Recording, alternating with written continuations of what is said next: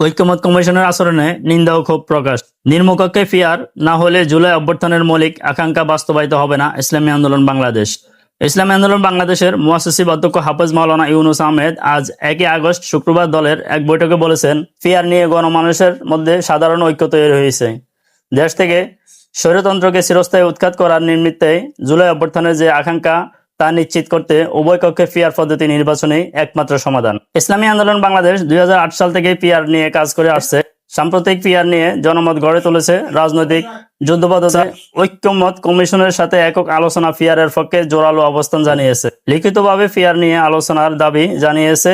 আমাদের প্রতিনিধিগণ ঐক্যমত কমিশনের আলোচনা বারংবার এটাকে এনেছে, কিন্তু ঐক্যমত কমিশনের দ্বিতীয় দফা আলোচনার এজেন্ডাতে নিম্নকক্ষে নির্বাচন পদ্ধতিতে বিষয়টি অন্তর্ভুক্ত করা হয় নাই। গতকাল আমাদের প্রেসিডিয়াম সদস্য বিষয়টি এজেন্ডাভুক্ত করার দাবি জানালে রুটভাবে তা প্রত্যাখ্যান করা হয়। নিম্নকক্ষে পিআরের আলোচনাকে এজেন্ডাভুক্ত না করা এবং আলোচনা তুলতে বাধা দেওয়ার ঘটনা ইসলামী আন্দোলন বাংলাদেশ ক্ষোভ প্রকাশ করেছে এবং জাতীয় ঐক্যমত কমিশনের আচরণের নিন্দা প্রকাশ করেছে। দলের কেন্দ্রীয় কার্যালয় আজ বাদ জুমা জুলাই সনদের খসড়া নিয়ে পর্যালোচনা বৈঠকে দলের মুখপাত্র যুগ্ম মহাসচিব মাওলানা গাজী আতাউর রহমান বলেন, দেশের সকল মানুষের ভোটের মূল্যায়ন করতে, দেশকে ভোট নিয়ে অরাজকতা, হানাহানি, সন্ত্রাস থেকে মুক্ত করতে পিআর পদ্ধতির কোনো বিকল্প নাই। সাম্য, মানবিক মর্যাদা ও ন্যায় বিচারের প্রশ্নে পিআরই সর্বোত্তম পন্থা।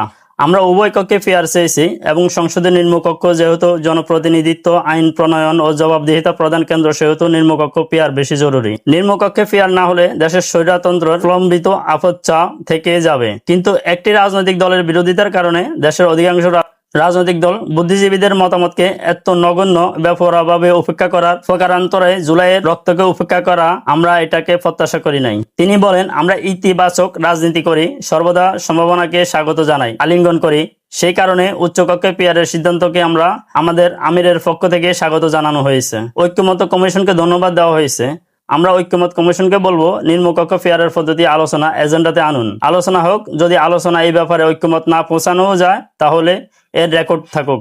ইতিহাস জানবে কে বা কারা দেশের কল্যাণের পথে বাধা সৃষ্টি করেছে, কাদের কারণে স্বৈরতন্ত্রকে চিরস্থায়ী উৎখাত করা যায় নাই। আর ঐক্যমত কমিশন যদি এটাকে এজেন্ডাতে না আনেন তাহলে দায়ভার আপনাদেরকে বহন করতে হবে।